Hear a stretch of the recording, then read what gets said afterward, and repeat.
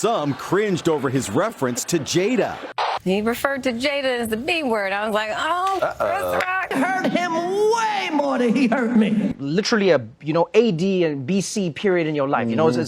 There's before Will reveals himself, and there's everything we're living in now. Yeah. All right, I'm gonna take you behind the scenes. I'll take you behind the scenes, which right? we've done Absolutely, in movies, yes. we've never done with your life. Yeah. And we're still dealing with its fallout, including Chris Rock going full tilt on the Smiths and others during a comedy special on Netflix. We'll break it down for you, but before we do that, go ahead and do us a favor by leaving a like on the video, subscribing to the channel, and hitting the bell icon so you never miss an upload from us. And with that being said, let's get straight into the video. Do you want to win an iPhone 12, maybe a MacBook Pro? How about $500 cash? All you have to do is comment the secret hidden message somewhere in this video. That's it. Oh, and leave a like on this video and subscribe to the channel so we can keep affording these giveaways. Winner will be announced at the last day of each month. Thanks for watching and good luck. Selective Outrage special. So, how about we dive right into what Chris Rock did and said? This all happened at his live Selective Outrage Netflix special on Saturday night, blasting the Smiths for the bad blood that led to the Oscar-nominated actor slapping Rock at last year's Academy Awards. It wasn't until the end of the 1-hour special that he lashed out with a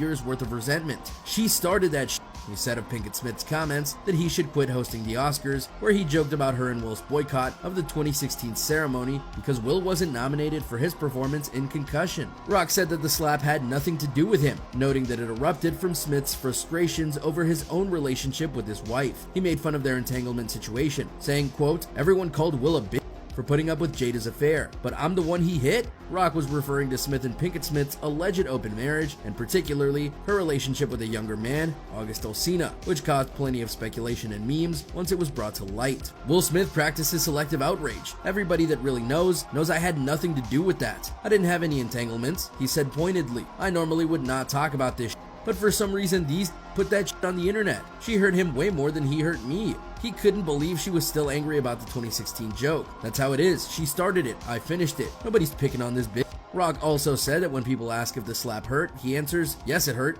It still hurts. I got summertime ringing in my ears. But I'm not a victim, baby. You'll never see me on Oprah. I took that hit like Manny Pacquiao. He began the show saying, I'm gonna do a show tonight without offending anyone, but you never know who might get triggered. People always say that words hurt. That's what they say. You gotta watch it because words hurt. Anybody that says words hurt has never been punched in the face, he said at the top of the show, and then immediately proceeded to bash tons of people who he felt deserved some selective outrage, or had shown it in the past. And it wasn't even all the people you might expect Rock to go after. Besides the Smith and Pinkett Smith diss, he also said, quote, O.J. Simpson killed 2 white people and he got away with it. That's a whole nother kind of black excellence. He also joked that Robert Kardashian, who was part of Simpson's legal dream team, was cursed for it. From that time forward, for the rest of eternity to the end of time, his daughters are only gonna crazy, he said, obliquely referring to Kanye West and Lamar Odom, which in this context isn't exactly inaccurate given what happened with the Kardashian ladies and their former lovers. After wondering why Snoop Dogg does so many commercials now, Rock said, I'm not dissing Snoop, the last thing I need is another rapper mad at me, a sentiment he echoed after a remark about Jay-Z. Rock launched into his theme of the evening. The thing I have a problem with is the selective outrage, he said, pointing out that at Lululemon, there's a sign that says we don't support racism, sexism, discrimination, or hate. His joke that instead of non-racist $100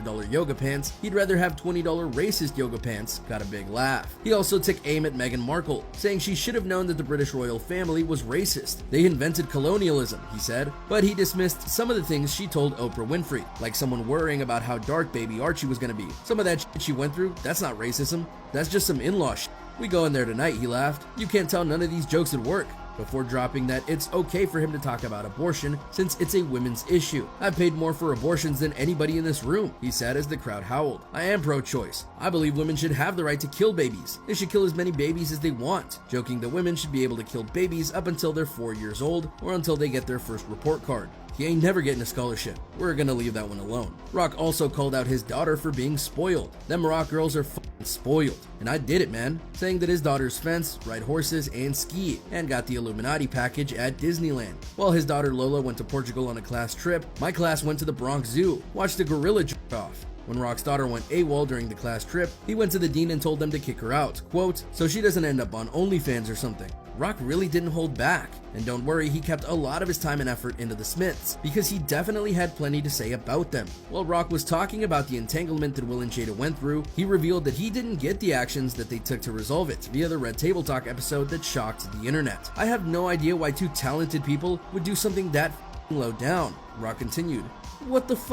We've all been cheated on. Everybody in here has been cheated on. None of us have ever been interviewed by the person that cheated on us on television. Rock admitted that when the news broke out about the couple, he tried to reach out to Smith. I tried to call the motherfucker and give him my condolences. He ain't pick up for me. Everybody called that man a bitch. They called his wife a predator. Everybody called him a bitch. Everybody. And who's he hit? Me. During his stand-up, Rock admitted that he had always been a fan of Smith, making this situation particularly peculiar. He's made some great movies. I've rooted for Will Smith my whole life. I root for this motherfucker. And now I watch Emancipation just to see him get whooped. Got me rooting for Master, Rock said of Smith's new film, where Smith plays a man escaping slavery. A lot of people go, Chris, how come you didn't do nothing back? Because I got parents, that's why. Because I was raised. I've got parents. And you know what my parents taught me? Don't fight in front of white people, he said before literally dropping the mic. So yeah, that's how he ended his show. And it was clear to all that watched that it was a very focused show in terms of what and who he would talk about. And when you have something like that go down, you need to discuss. The apology from Will. After everything went down at the Oscars, Will Smith did apologize to Chris Rock and those at the Oscars. However, in late July in 2022, he gave a more emotional video apology where he addressed everything that happened from his perspective. It's been a minute. Over the last few months, I've been doing a lot of thinking and personal work. You asked a lot of fair questions that I wanted to take some time to answer. Smith immediately addresses the controversy, noting he didn't apologize to Rock in his acceptance speech because he was, quote, fogged out at that point. It's all fuzzy. I've reached out to Chris, and the message that came back is he's not ready to talk. Smith explained, when he is, he'll reach out. So, I'll say to you, Chris, I apologize to you. My behavior was unacceptable, and I'm here whenever you're ready to talk.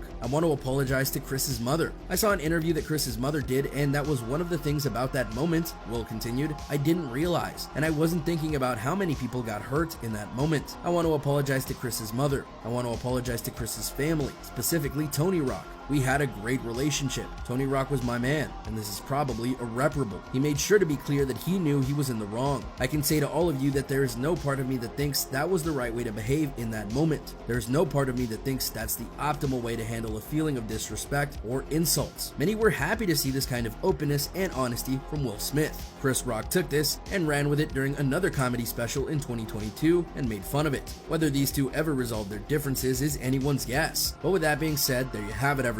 A look at what Chris Rock said during his latest special and how things may finally be settling down between Rock and the Smiths. Do you think that this is the catharsis that Chris Rock needed after a year of keeping it all in? Do you feel he'll stop poking Will and Jada now, or will he keep going until he can't anymore? Let us know in the comments down below. Be sure to subscribe, and we'll see you next time on the channel.